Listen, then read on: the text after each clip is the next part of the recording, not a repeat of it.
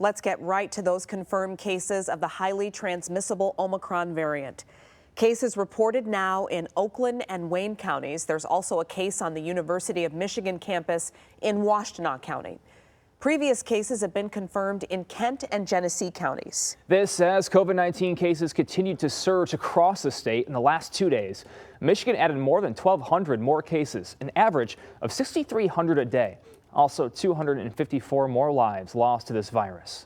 The strain crushing our local hospital systems. The state health department now pleading with Michiganders to only go to the emergency room for emergencies. It says things like COVID testing or treatment for cold or flu should be handled by your doctor's office or urgent care. 7 Action News reporter Kimberly Craig spoke with an epidemiologist who may have been the state's first confirmed case of Omicron. Kim? Deborah Furr Holden felt comfortable attending this wedding in Wisconsin. She had been fully vaccinated, and that was required of all of the guests attending. But then came the reception. If you look at even the CDC guidelines and recommendations, it would imply that we could all be together unmasked. But in fact, that doesn't honor how spread is occurring and the fact that so many cases now are among the people who are vaccinated. Like with many wedding receptions, there was drinking and dancing, and that's when Dr. Deborah Furr Holden says the mask came off, and 2 days later she had a bit of a scratchy throat. Very minor, didn't think much of it. And then on Tuesday when I woke up, it was worse. The next morning, I decided I would go to a community clinic.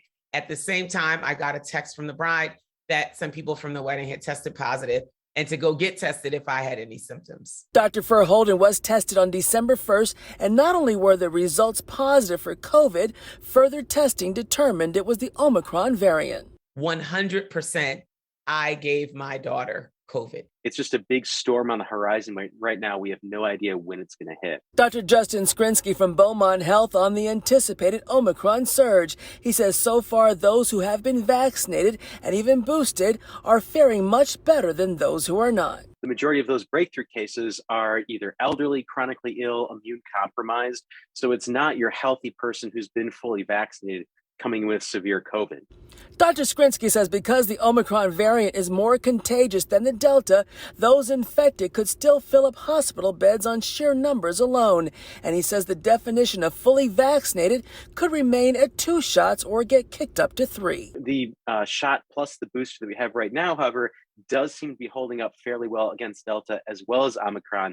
So another variant booster is probably not necessary right now, at least. The doctors say not getting infected with any COVID variant is the key. This notion that we'd be better off with Omicron because it has milder symptoms only holds true if it doesn't mutate and then cause more severe symptoms. Because if we get both happening at the same time, spreads more easily and causes more severe symptoms, we are going to be in a world of trouble. Kimberly Craig, 7 Action News.